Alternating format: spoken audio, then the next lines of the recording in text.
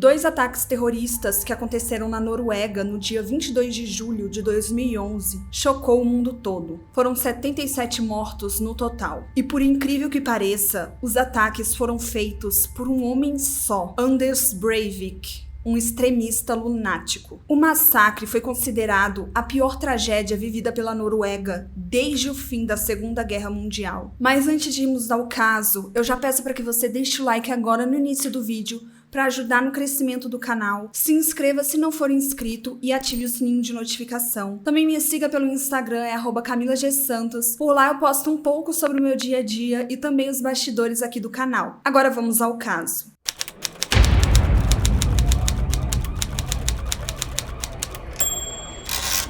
Anders Breivik nasceu no dia 13 de fevereiro de 1979, em Oslo, na Noruega. Sua mãe era uma enfermeira que se chamava Vente Bering, e seu pai, Jens Breivik, era um economista que trabalhava na embaixada da Noruega em Londres. Ele foi descrito por seus amigos como um garoto mimado, um filhinho da mamãe que não saiu de casa até os 30 anos. Seus pais se separaram quando ele tinha apenas 1 ano de idade. Seu pai continuou morando em Londres, enquanto ele, sua mãe e a filha dela de outro casamento voltaram para Oslo. A mãe dele alugou um apartamento e eles moraram lá desde então. A irmã dele acabou se mudando para a Califórnia e ele continuou morando com a mãe até 2009, quando completou 30 anos. Breivik descreveu a sua relação com sua mãe como problemática. Ele alega que sua mãe tinha dificuldades de controlar a raiva quando ele era criança, e isso teria causado uma tensão no relacionamento deles. Nesse meio tempo, o seu pai acabou se casando com outra mulher que também trabalhava na embaixada. Eles até lutaram na justiça pela guarda de Anders, mas não conseguiram. Depois, o seu pai e a nova esposa foram transferidos para a embaixada da Noruega em Paris. Durante as férias, Breivik gostava de ir visitar o seu pai e sua madrasta, mas seu pai e ela acabaram se divorciando quando ele tinha 12 anos. E ele ficou muito chateado porque ele gostava muito da madrasta e achava que ela era uma boa pessoa. Aos 14 anos, Breivik era o melhor amigo de um menino do Paquistão, mas eles acabaram se afastando depois que ele cortou o relacionamento com seu pai. Breivik escreveu que os seus pais apoiavam o Partido Trabalhista norueguês e que sua mãe era uma feminista moderada. Apesar de seu relacionamento próximo com sua mãe, ele acabou se enfurecendo contra sua educação liberal. Ele escreveu: "Eu não aprovo a criação superliberal e matriarcal, pois ela carecia completamente de disciplina e contribuiu para me feminizar até certo ponto." Dos 13 aos 16 anos, Breivik começou a praticar grafite. De acordo com ele, seu pai não estava muito feliz com essa nova fase do filho. Então, quando ele estava com 15 anos, seu pai acabou se isolando. Isso o machucou profundamente, mas aparentemente o seu pai se afastou de todos os filhos, não só de Anders. Depois que ele já estava com seus 20 e poucos anos, ele tentou se reaproximar do pai, só que o pai disse que não estava pronto para esse reencontro. Com 21 anos, Breivik começou a trabalhar com atendimento ao cliente em uma empresa norueguesa. E um ex-colega de trabalho o descreveu como um colega excepcional. E um de seus supervisores o descreveu como um rapaz gentil e legal com todos. E nessa empresa, ele atendia pessoas de vários países diferentes. Mas um amigo mais próximo de Breivik alegou que ele tinha um ego muito grande e perdia paciência facilmente com as pessoas originárias do Oriente Médio ou do Sudeste Asiático. Durante sua adolescência, Breivik não demonstrava muito interesse político, mas isso mudou com o tempo, e ele passou a se interessar por ideias extremistas e xenófobas no final de sua adolescência, início da fase adulta. Em 1999, ele se filiou ao Partido do Progresso, um partido liberal no plano econômico e extremamente conservador no plano social, sendo considerado muitas vezes por seus oponentes como pertencente à extrema-direita ou à direita populista. E ele se tornou um membro ativo em várias organizações de extrema-direita na Europa. E ele deixava completamente explícito que era contra imigrantes e pessoas islâmicas. Breivik passava a maior parte de seu tempo em fórum online, onde ele usava pseudônimos para se identificar e interagir com membros. E por lá, ele ficava debatendo sobre as suas visões políticas e sobre a sua preocupação com o multiculturalismo em toda a Europa, mas principalmente na Noruega. E algumas fontes alegam que ele chegou a frequentar eventos neonazistas. De acordo com Breivik, ele teria começado a planejar os atentados com 23 anos, ou seja, em 2002. E durante esses anos, ele foi comprando aos poucos armamentos. E além disso, ele escreveu um manifesto intitulado 2038, uma declaração europeia de independência. Como ele me escreve um manifesto de declaração europeia de independência, sendo que a Europa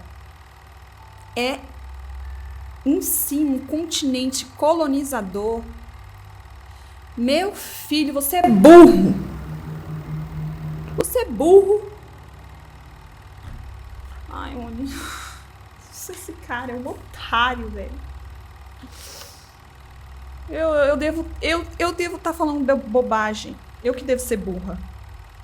Bonitão é inteligente demais. Ele assinou um manifesto com o pseudônimo de Andrew Breivik, um autoproclamado cavaleiro templário da Noruega. 2 anos antes do atentado, ele teria se mudado para a pequena cidade Rune, no nordeste de Oslo, para abrir uma loja agrícola. Assim, ele teria acesso facilitado a uma grande quantidade de fertilizante para a fabricação de bombas. Na manhã do dia 22 de julho de 2011, Breivik estacionou um carro-bomba na frente de um prédio do governo em Oslo. Depois ele saiu do local sem fazer alarde para não levantar suspeitas e às 3h20 da tarde ele detonou o veículo. A grande explosão ocorreu perto dos prédios onde ficava o gabinete do primeiro-ministro da Noruega, Jens Stoltenberg. A explosão foi tão forte que 8 vidas foram tiradas e várias pessoas ficaram feridas. Após isso, ele foi em direção a Utoya, uma ilha onde estava tendo um acampamento de verão da juventude do Partido Trabalhista Norueguês. Ele colocou um uniforme de policial para poder ter acesso à ilha. Quando chegou ao acampamento, começou a atirar indiscriminadamente contra todos que estavam no local. Enquanto atirava, ele gritava: "Apareçam, marxistas!". A maioria das pessoas que estavam ali eram jovens, cerca de 600 adolescentes no total. Breivik deixou 69 mortos na ilha e muitos feridos. A maioria morreu com um tiro na cabeça. O ataque na ilha durou cerca de 1h30. Durante todo esse tempo, as pessoas estavam em pânico, tentando fugir ou se esconder para não serem pegas pelo assassino sanguinário. Quando a polícia conseguiu chegar na ilha, Breivik não ofereceu muita resistência e ele foi preso por volta de 6h35 da noite. Alguns veículos alegam que ele chegou a postar o manifesto no dia do ataque. Já outros dizem que ele nunca chegou a postar o manifesto, mas ele enviou cópias para jornalistas, estudantes e simpatizantes extremistas. Uma das pessoas que ele enviou seu manifesto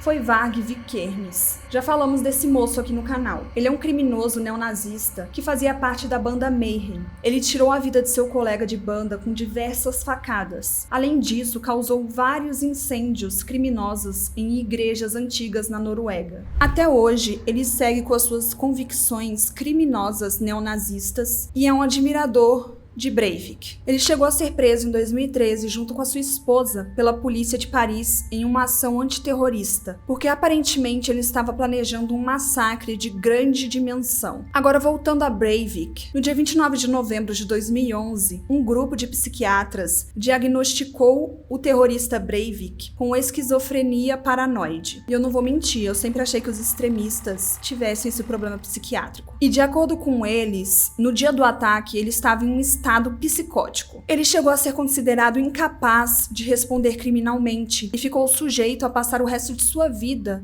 em uma instituição psiquiátrica. Mas 1 ano depois, uma segunda avaliação foi feita com especialistas indicados pelo tribunal e eles concluíram que Breivik sofria de narcisismo patológico e suas ações derivavam de crenças extremistas supervalorizadas e não por delírios causados por esquizofrenia. Portanto, ele era plenamente capaz de responder por todos os crimes terríveis que cometeu. Alguns estudiosos classificaram Breivik como um terrorista em busca de fama, porque ele organizou tudo por anos, distribuiu seu manifesto e fotografias e depois escolheu ser capturado após um ato que ele sabia que mexeria com a estrutura do país e chocaria todo o mundo. O julgamento começou no dia 16 de abril de 2012, em Oslo, e durou cerca de 10 semanas. Durante esse período, Breivik foi julgado pela Corte Distrital de Oslo. Breivik foi acusado de cometer atos de terrorismo e assassinato em massa. Ele admitiu ter realizado os ataques, mas alegou que agiu em legítima defesa da Noruega contra o que ele via como uma invasão muçulmana. Durante o julgamento, o tribunal examinou a conduta de Breivik antes, durante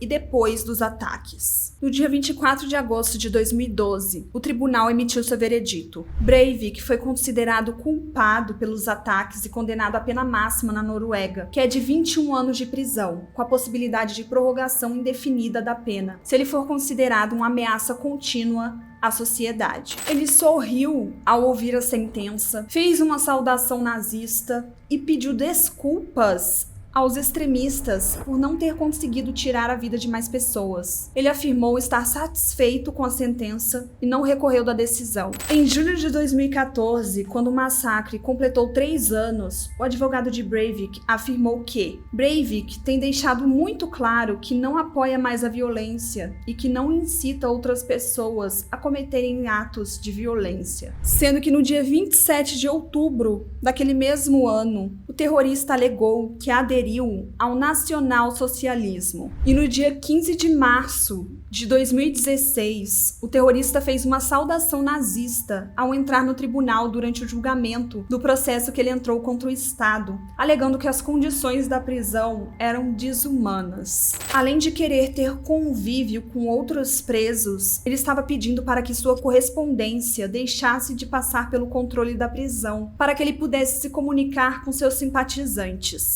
Depois de 10 anos de prisão, ele teve uma audiência para ver se ele estava apto para cumprir o restante da pena em liberdade condicional, mas a psiquiatra da prisão alertou que ele ainda oferecia perigo para a população e, por isso, ele deveria permanecer preso em regime fechado. Minha opinião sobre esse caso é muito simples. Eu sinto nojo e aversão a esse cara. Para ser bem sincera, quando eu estava fazendo esse caso, me estressou muito, porque pessoas com esses ideais extremos a gente vê no dia a dia, e isso é realmente muito ridículo, é muito desnecessário, muito escroto. É isso, essa é a minha opinião, vou me resumir a só isso mesmo, porque eu já falei palavrão aqui que eu não poderia falar. E deixa nos comentários se você já conhecia esse caso, se você gostou de ver ele aqui no canal, e nos vemos no próximo vídeo. Até mais! Tchau!